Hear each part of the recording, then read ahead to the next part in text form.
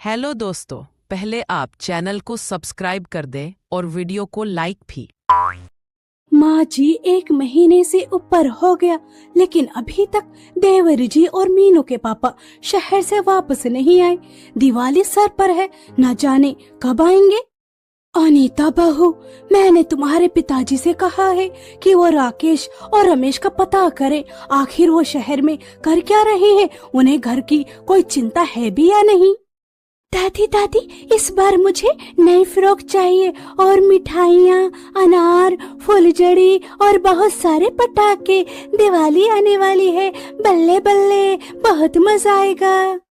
हाय मेरी बच्ची, इस दिवाली में इसके फूल जैसे चेहरे को मुरझाने नहीं दूंगी। अरे भाग्यवान, महल जाने के लिए देरी हो रही है। तुम्हें पता नहीं है दिवाली का काम शुरू हो गया है। कलावती और सुरेश दोनों अपने घर से महल की ओर निकल पड़ते हैं। कुछ दूर का सफर तय करने के बाद वो महल पहुंच जाते हैं तो वहां महल की मालकिन सुमित्रा गुस्से से तिल मिला रही थी। मैंने मना भी किया था कि दिवाली आने तक किसी को कोई छुट्टी नहीं मिलेगी, लेकिन देखो फिर भी रेखा और रामू छुट्टी पर चले गए। मम्मी जी, उनकी जगह किसी और को रख लीजिए। मम्मी जी, अनुष्का बिल्कुल ठीक ही तो कह रही है, आपको टेंशन लेने की क्या ही जरूरत। बहू, तुम्हारे हीरे, सोने, चांदी के जेवर और महल में इतना कीमती कीमती सामान, अब हम ऐसे ही किसी भी ऐरे गहरे को तो अपने महल में काम करने को नहीं रख सकते। बात तो मम्मी जी भी ठीक ही कह रही है। अभी तो हमें धनतेरस की, छोटी दिवाली की, बड़ी दिवाली की शॉपिंग करनी है, महंगे महंगे जेवर, महंगी महंगी ड्रेस खरीदनी है। अब हम ऐसे ही किसी को अपने महल में रख तो नहीं सकते, लेकिन काम तो बहुत है, नौकरों की तो जरूरत पड़ेगी। अब करें तो करें क्या। मालकिन जी, क्या हुआ, सब ठीक तो है ना? आप बहुत परेशान नजर आ रही हैं। बुढ़िया, तू इस घर की नौकरानी है, मालकिन नहीं, जो तू हमसे सवाल जवाब करेगी। और यह तो बता कि तुझे आने में इतना समय क्यों लगा। शुक्रिया छोटी बहू, मुझे मेरी हैसियत बताने के लिए, वरना मैं तो भूल ही जाती हूँ कि मैं महल में सिर्फ मामूली सी नौकरानी हूँ। अनुष्का बहू, यह क्या बदतमीजी है। कलावती पिछले 15 साल से हमारी सेवा कर रही है। कलावती सिर्फ महल की मुलाजिम ही नहीं, इस महल की सदस्य जैसी है। मम्मी जी, आपने ही इन छोटे मोटे गरीबों को इतने सर पर चढ़ा रखा है। अगर इन्हें इनकी औकात में ना रखा जाए तो ये सर पर चढ़कर नाचने लगते हैं। किसी का तो मुझे पता नहीं, लेकिन कलावती एक बहुत ही ईमानदार और बहुत अच्छी औरत है। मालकिन जी, आप मेरी वजह से अपनी बहुओं से लड़ाई मत कीजिए। वैसे मुझे पूछना था कि दिवाली की सजावट की जिम्मेदारी आपने मुझे दी है। हाँ कलावती, तुम्हें और रेखा को दिवाली की सजावट की जिम्मेदारी सौंपी थी, लेकिन रेखा तो छुट्टी पर जा चुकी है और अब समझ नहीं आ रहा कि तुम अकेले इतने बड़े महल की सजावट कैसे कर पाओगी। अरे कलावती, याद आया, तुम्हारी 2 बहुएं भी तो हैं, वो क्या करती हैं? कुछ नहीं, बस घर संभालती हैं। तो फिर अपनी बहुओं को भी महल में काम करने के लिए ले आओ, घर में 4 पैसे आएंगे और फिर त्योहार भी तो आ रहा है। कलावती, क्या सोच रही हो? अगर तुम्हारी मर्जी नहीं तो कोई बात नहीं। अरे नहीं नहीं मालकिन जी, मेरी बात नहीं है, पहले बहुओं से पूछना तो पड़ेगा ना। ठीक है, पूछ लेना। सुमित्रा का स्वभाव बहुत अच्छा था, वो अपने महल के नौकरों के साथ बहुत अच्छा व्यवहार रखती थी, लेकिन उसकी महल की 3 बहुएं बहुत ही ज्यादा घमंडी और नक चढ़ी थी। वो हमेशा अपने पैसों पर और महल की बहुएं होने पर घमंड करती थी। कलावती और सुरेश शाम को महल से काम कर कर अपने घर आते हैं। दादा दादी, आप मेरे लिए दिवाली की नई फ्रॉक लेकर आए हैं ना, और पटाखे भी और मिठाइयाँ भी। अरे मीनू बिटिया, अभी दिवाली आने में पूरा 1 महीना बाकी है। पापा आ गए, चाचा आ गए, पापा आ गए, चाचा आ गए। अरे राकेश को कितनी ज्यादा चोट लगी है। राकेश बेटा, क्या हुआ तुझे? कलावती, बेटों को पहले अंदर तो आने दो। अनीता अपने पति को देखकर बहुत ही ज्यादा घबरा जाती है, क्योंकि अनीता के पति की टांग और हाथ में पट्टी बंधी हुई थी। रमेश और राकेश खाट पर बैठ जाते हैं और फिर विस्तार से अपने साथ हुई घटना के बारे में बताते हैं। माँ जी, 2 महीने पहले ही हमें फैक्ट्री से मालिक ने निकाल दिया था। हम आपको परेशान नहीं करना चाहते थे, इसलिए नया काम ढूंढ रहे थे, लेकिन तभी एक हादसा हो गया। तुम्हारे साथ इतना सब कुछ हो गया और तुमने हमें बताना जरूरी नहीं समझा? बस हम आप सबको परेशान नहीं करना चाहते थे। 1 महीने बाद दिवाली है और हम शहर से 1 रुपया भी नहीं लेकर आए। यह त्योहार तो रूखा सूखा ही जाएगा। त्योहार की चिंता मत करो, त्योहार तो आते जाते रहते हैं। तुम दोनों सही सलामत आ गए, बस हमारे लिए ये बहुत है। और फिर अनीता और खुशबू दोनों बहुएं मिलकर उन्होंने जो खिचड़ी बनाई थी वो सबके लिए परोस देती हैं और फिर सब खिचड़ी खाते हैं। खाना हो जाने के बाद अनीता अपनी सास से कहती है, माँ जी मैं क्या सोच रही थी, अगर महल में मेरे लिए कोई काम हो तो अपनी मालकिन से पूछ लीजिए।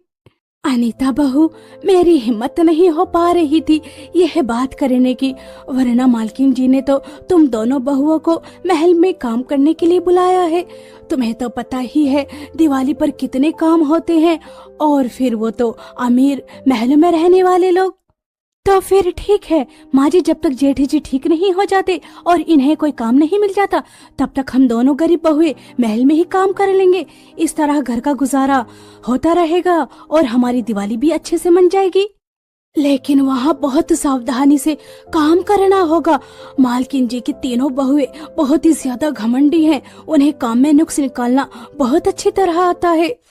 माँ जी आप उसकी चिंता मत कीजिए, हम अच्छी तरह काम करेंगे, आपको शिकायत का मौका नहीं देंगे।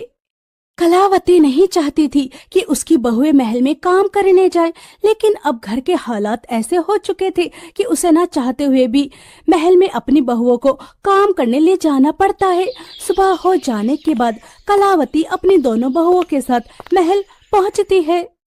अनीता दीदी, ये महल तो बिल्कुल मेरे सपनों जैसा है, काश हम भी ऐसे ही महल में रहा करते। खुशबू अभी तुम्हारा ये हाल है, अंदर जाके न जाने क्या हाल होगा, खुद को संभालो। अरे नहीं नहीं दीदी, मैं महल को देखकर ललचा नहीं रही, मैं तो बस ऐसे ही। हमारी झोपड़ी क्या महल से कम है? ये हुई ना मेरी समझदार देवरानी वाली बात। दोनों गरीब बहुएं महल को देखकर थोड़ी देर के लिए लड़खड़ाती हैं, लेकिन फिर उन्हें समझ आता है कि उनकी झोपड़ी भी किसी स्वर्ग से कम नहीं, और फिर वो अपनी सास के साथ महल के अंदर चली जाती हैं। कलावती, अच्छा हुआ कि तू अपनी दोनों बहुओं को महल में काम करने के लिए ले आई, मैं तो परेशान ही हो रही थी। कलावती, अपनी बहुओं को काम समझा देना, एक बहू रसोई संभाल लेगी और दूसरी बहू मेरी बहुओं को, ठीक है? ठीक है मालकिन जी। और हाँ, दिवाली पर जो सामान लगेगा मैंने लिस्ट बना दी है, और सजावट भी अभी से शुरू कर देना। इतना बड़ा महल है, अब से लगोगी तब जाकर दिवाली तक सजा पाओगी। आप बिल्कुल भी परेशान मत होइए, मैं और मेरी दोनों बहुएं इस दिवाली आपके महल को जगमगा देंगी। सुमित्रा कलावती और उसकी दोनों बहुओं को सारा काम समझाकर चली जाती है, और फिर कलावती की एक बहू रसोई में चली जाती है और दूसरी बहू सुमित्रा की बहुओं के पास। तो तुम हो कलावती की बहू, खुद तो सदियों पुरानी छेदों से भरी साड़ी पहनती है, लेकिन अपनी बहुओं को भी ऐसे ही फटी पुरानी साड़ियां पहनाती है। इन गरीबों का भी कुछ नहीं हो सकता, हमेशा फटे हाल में रहते हैं। मैं यहाँ अपनी गरीबी के गुणगान सुनने नहीं आई हूँ, काम करने आई हूँ। बताइए क्या काम है? अरे बाप रे बाप, इस गरीब के ठाठ तो देखो, रहती झोपड़ी में है, पहनती फटे पुराने कपड़े, और नखरे तो देखो जैसे महल की बहू हो। ये ले मेरी ड्रेस, ये बहुत ही ज्यादा एक्सपेंसिव है, ऐसी ड्रेस तूने सपने में भी नहीं देखी होगी। चल इस पर इस्त्री कर और संभाल कर, जला मत देना। और ये मेरे लेदर के बूट है, इन्हें अच्छी तरह से पॉलिश कर दो, कहीं भी कोई निशान नहीं रहना चाहिए। और जब इन दोनों का काम हो जाए तो मेरे पास आना, मेरे सर और पैर में बहुत दर्द है, उन्हें अच्छी तरह दबा देना, और मेरे हाथ और पैर पर नेल पॉलिश भी लगा देना। अरे ऐसे घूर घूर कर क्या देख रही है? तो महल में मेहमान नहीं है, नौकरानी है, हमारे काम करने आई है, उसके पैसे मिलते हैं। खुशबू को महल की तीनों घमंडी बहुओं की बातें बहुत ही ज्यादा चुभती हैं, लेकिन वो चुपचाप सुनती रहती है। आंखों में आंसू लेकर वहां से आ जाती है। अनीता अपनी देवरानी की आंखों में आंसू देखकर पूछती है, खुशबू क्या हुआ? महल में किसी ने कुछ कहा है क्या?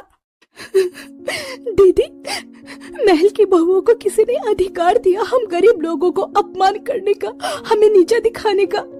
पता नहीं माँ जी और पिताजी इस महल में किस तरह से काम कर लेते हैं।